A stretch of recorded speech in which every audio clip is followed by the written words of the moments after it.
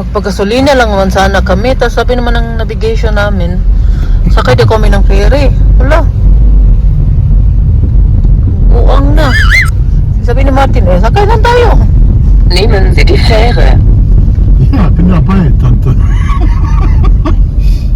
Nagkopin bitin kita. Ja, bestimmt. Mami, ich hab keinen Bock auf die Jacke mitzunehmen. Gusto ka na yakat? Ich hab keinen Bock auf die Jacke mitzunehmen. No, first time namin to. Mag-ferry dito sa Germany na, ano ba?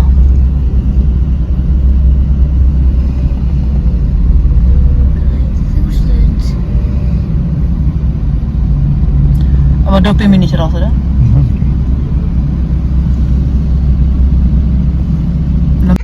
Oh, ayan, naalis na kami, oh.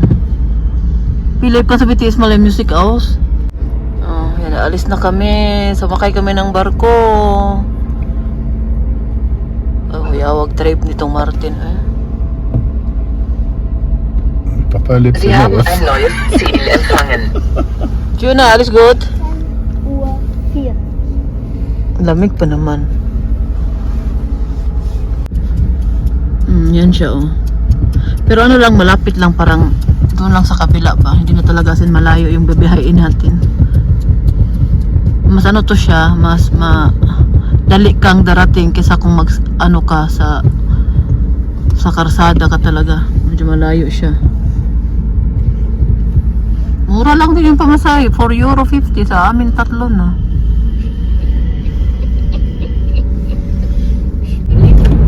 Dito na tayo sa Bon ulit. Dito sa Bon, ano, mulaklak na talaga yung cherry blossoms nila. Ayan, oh.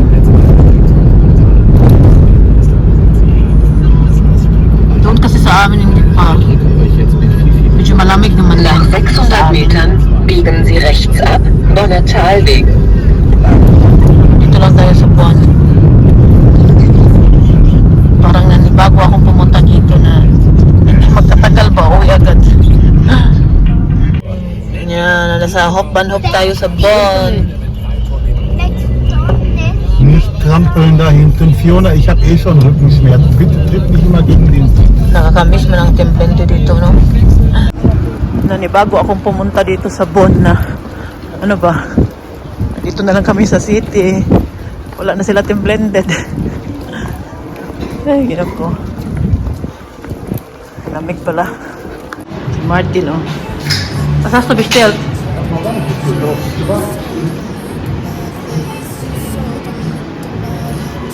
Ganda naman dito. Hubap yun, ah. So, die haben Kimchi. Isst du was hier?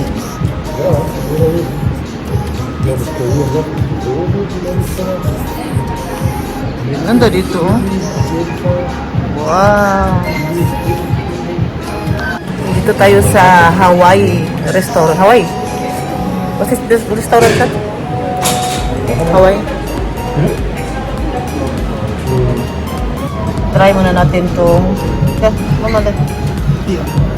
Gusto kain muna si Martin. Ako hindi ako kain yan. Parang hindi ko siya trip. Maghanap ako ng ibang makakain. Pero I will try. Das sind schon fertig, ne?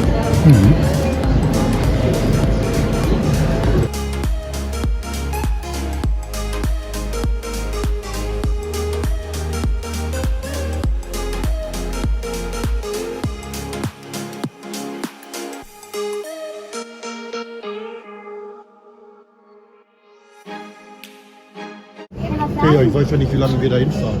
Bis zur Tankstelle. Das ist nicht so weit, eh?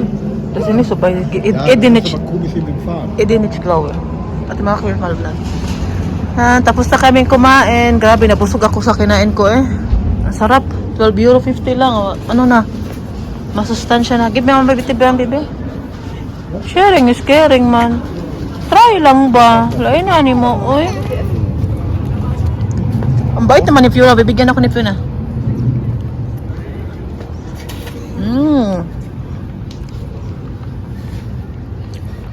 Sabi ko kay Martin, pupunta mo tayo kay Team Blended. Sabi niya, hindi na ako papunta ng Berlin. Nalayo nun. Uuwi na tayo. Kasi nanibago kami ba? Pupunta dito sa Bonn. Dito kami sa Bonn. Tapos uwi na lang kami. Hindi na kami pupunta kay Team Blended. Nanibago kami. Kaya sabi ni Philip, uwi na tayo. Hindi dadaanan. Pumunta lang din kasi kami dito dahil kukunin namin yung cake ni Fiona. In-order ko kay April. Dito na lang din ako nag-order kay April kasi po yung suki ko hindi na siya na gumagawa ng cake. Saka pumunta kasi kami doon kay Castor. Huy, gutip kinda Forbelsan yung ano. Yeah, pumunta kasi kami doon kay April, ay kay Castor. Yeah, sabi ko, pumunta sa Bonn na lang ako order para isahan na yung punta namin ba.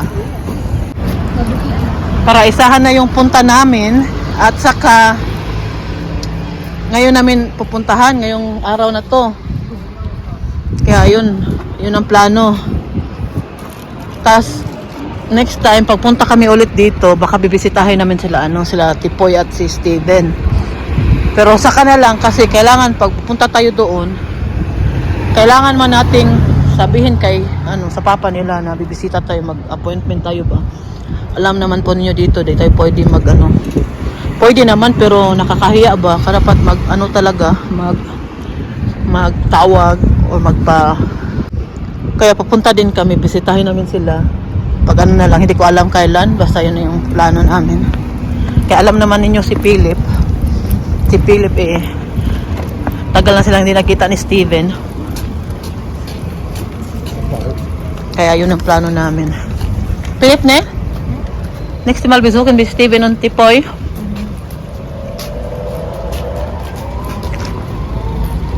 Last sila nagkita nung birthday pa ni Arya.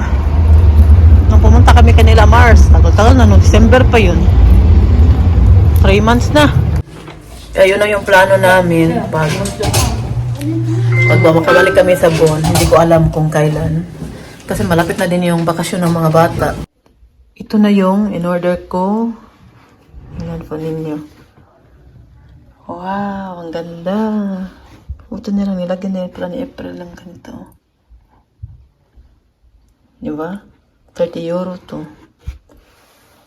Okay na din siya.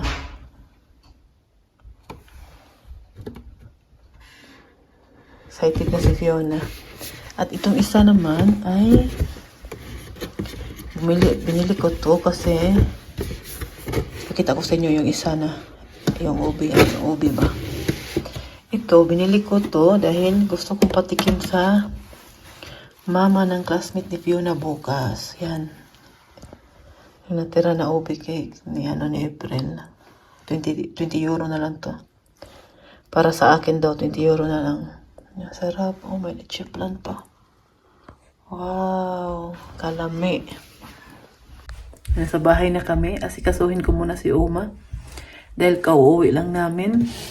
Natapos rin natin itong mga importante na ano ba yung importante nating punta doon. Natapos din. Sing, kids. Happy birthday, Fiona. Happy birthday, Fiona. Happy birthday, liebe Fiona. Happy birthday to you. Happy birthday, Moisien. Dann nochmal. Philip, sing. Nee. Happy birthday to you. Happy birthday to you. Happy birthday, liebe Fiona. Happy birthday to you.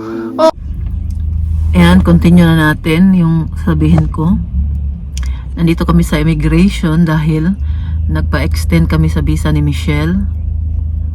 Diba katatapos lang namin mag-renew sa kanyang passport. Pag ni-renew kasi yung passport, magkasabay kasi yan ng passport niya at yung visa niya, kaya kailangan siyang i-renew. Gusto na sana namin magpa-German citizen noong, iwan ko anong year yun. Ako kompleto na ako sa kailangan, sa requirements kasi namin kailangan namin ng B1, yung German language na matapos namin hanggang B1. Tas kailangan namin din yung about politics dito sa German, about mga law dito. Meron ding exam. Kailangan din yung certificate na yon. At yung birth certificate ko. Basta kompleto na ako. Meron na ako lahat. Kaya lang, hindi naman kasi siya as in kailangan or madalian. Kaya hindi ko din siya inisikaso. Hindi ko din siya talaga minadali ba. Tas ngayon kasi pwede na pala magpa dual passport. So kahit magpa German citizen kami, yung Philippine passport namin hindi pa rin siya okay pa, hindi pa siya hindi naman siya mawawala, kaya inihintay din namin to, tamang-tama tong pagkakataon na to dahil ngayong year na to lang siya na-aprobahan na pwede na magpa dual citizen na dito ang mga dito sa Germany. Kaya yun yung gagawin namin ngayong taon na to. Kasi noong sabi ko pa German citizen na ako, sabi kasi Martin, hindi mo naman talaga kailangan yan agad. Ganyan ba? Kaya, hindi ko din ginawa. Wala naman pagbabago sa Yun lang nga, ang German passport po ay napaka po niyan, German passport. Isa po yan sa pinaka strong passport sa buong mundo. Asusyon? Yan na si Fiona. Yan na yung ginawa ni April. Oh. Wow. Kasi gusto niya kasi doon kami mag-party sa Boys, tas Fiona, Monkey Island! Kaya isa siyang indoor playground. Kaya maghanap pa kami pizza kami makapunta doon dahil nga may trabaho pa si Martin. Kantahan muna namin siya. Kami lang dito, tatlo ni Michelle. On cafe. Wow, si Fiona na naglagay. Siya na palagay natin. Tapos na yung mga regalo niya kanina, binuksan na niya. Ang aga, binuksan ng regalo. Ja, wie viele Kerzen sind das? Nicht das? Am Ende reicht das nicht alles. Diyan na naglagay. Iyaan lang natin guys, yung may birthday. Gusto na niya kainin yung cake niya. Kasi gusto niya doon sa Monkey Island mag-birthday. Kaya lang, hindi pa kami makapunta doon dahil nga may trabaho si Martin. At yung kanyang kaibigan, nagkasakit din, kaya hindi nakapunta dito. Kung alam ko lang na hindi mapunta, no? Hindi na ako nag-order ng cake na yan. Yeah? Kuya? Yan, nagkasakit kasi yung best friend ni Fiona, kaya hindi nakapunta. Kung alam ko lang, hindi sana ako nag-order nito. Kundi bumili na lang kami ng, kasya lang sa amin ba, kami lang. Tapos ngayon, hindi man nakapunta. Kanina nagtawag yung papa niya. Yes, okay lang din dahil marami nga talaga nagkasakit ngayon mga bata. Ayaw din nila na mahawaan kami dito. Kaya naintindihan din namin. Kaya lang sa sa Monkey Island na lang yung indoor playground na pupuntahan namin. Kasi yun naman talaga yung wish ni Fiona. Bali, nag-celebrate lang kami dito sa bahay. Binigay namin yung regalo sa kanya. At kinain niya yung cake niya. Gusto niya talaga pumunta doon sa Monkey Island. Last year, doon kami sa Kiki Island, no? Kasama namin si Ninang Stephanie, si Arya, si Mami Ken. Kasama pa doon natin si Dong. At yung dalawa kong kaibigan na Pilipina dito malapit din sa Plettenberg, si Josie at yung isa kong kaibigan. Nandun din sila. Yun yung plano namin. Kami lang dahil dito kasi sa Germany, pag weekdays kasi, hindi talaga nagsiselebrate ng birthday na. Meron naman sigurong iba, pero Lunes kasi ngayon. Kasi lunis ang birthday ni Fiona. Kaya, talaga, trabaho. May pasok mga bata. Tas gusto ko kasi na mag-celebrate sa birthday niya, yung medyo naman, hindi naman masyado lamig yun kasi umulan na naman. At malamig, kumain siya ng ube cake. Oh. 2 klaseng cake yung kinain niya. Itong vanilla. Yun ang niya, paborito niya. Vanilla. Si April pong gumawa nito. Mama, Ja, dann brauchst du nicht die Soße, es ist nur die Torte. Wie soll ich das denn bekommen? Das ist alles. Mach mal halb fest, das ist nicht weiß, das ist hart. Mach halb fest. So, das. Ja, genau. Ganyanin mo na lang para madali. O, sister? Ayaw niya kainin daw yung lang. Okay lang din. Importante na kakain siya sa birthday niya ng cake. Ne? Yummy? Yeah. Yan yung kinuha namin doon kahapon sa Bonn.